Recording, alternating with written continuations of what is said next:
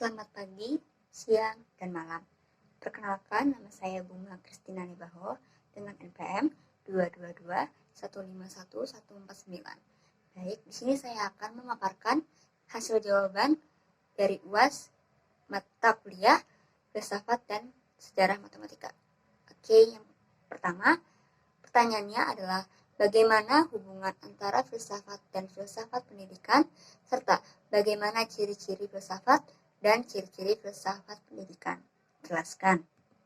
Baik, poin yang pertama, filsafat merupakan ilmu yang mengkaji pertanyaan-pertanyaan umum dan asasi, dan filsafat pendidikan merupakan ilmu filsafat yang mempelajari hakikat pelaksanaan dan pendidikan. Jadi bisa disimpulkan bahwa hubungan antara filsafat dan filsafat pendidikan yaitu mempunyai peranan sebagai pemberi arah dan pedoman dasar bagi perbaikan yang bertujuan meningkatkan kemajuan dan landasan kokoh bagi tegaknya sistem pendidikan.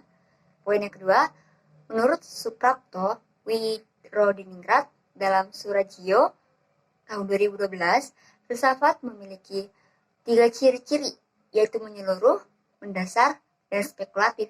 Sedangkan filsafat pendidikan memiliki 3 ciri-ciri, yaitu memberikan hasil pemikiran mendasar yang mampu membawa manusia untuk melepaskan diri dari fakta aktual sehingga tidak mudah goyah oleh situasi yang berubah dan ketidakpastian, sebagai pandangan yang memiliki kebenaran yang sejati dan mutlak, serta bersifat kritis.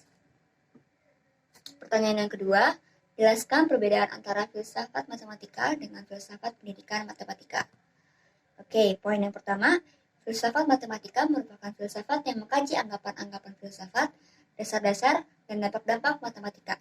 Sedangkan filsafat pendidikan matematika merupakan filsafat yang mengkaji pemikiran pendidikan matematika, pembelajaran tentang perbedaan antara matematika dan pendidikan matematika, serta keterkaitan keduanya.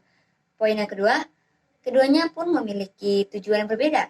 Filsafat matematika bertujuan untuk memberikan rekaman sifat dan metodologi matematika dan untuk memahami kedudukan matematika di dalam kehidupan manusia.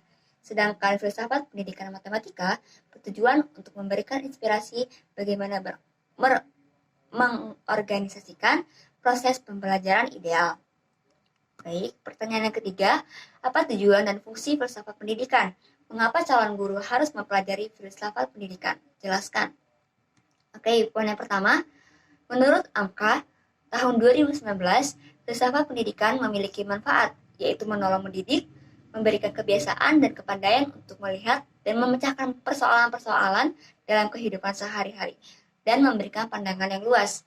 Baik, poin yang kedua, tentu saja, sebagai calon guru, harus mempelajari filsafat pendidikan, karena seorang guru yang akan berperan dalam melakukan sebagai upaya untuk keberhasilan proses pembelajaran yang ia lakukan sendiri. Seorang guru yang memahami filosofis pendidikan akan memahami tujuan ia mendidik. Pertanyaan yang keempat, mengapa harus belajar filsafat matematika dan jelaskan setiap aliran filsafat matematika? Jelaskan. Baik, poin yang pertama, karena filsafat matematika dapat memberikan manfaat, yaitu untuk memberikan rekaman sifat dan metodologi matematika, untuk memahami kedudukan matematika di dalam kehidupan manusia, memiliki sifat logis dan terstruktur dari matematika itu sendiri, serta membuat pengkajian ini meluas. Poin yang kedua, terdapat 2 aliran, yaitu yang pertama, Platonisme.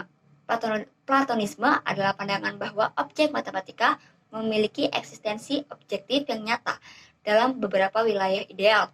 Platonisme memiliki 2 kelemahan, yaitu yang pertama, aliran ini tidak mampu menawarkan penjelasan yang tepat terkait dengan bagaimana ahli matematika memperoleh akses ke dalam pengetahuan yang ada dalam wilayah platonik.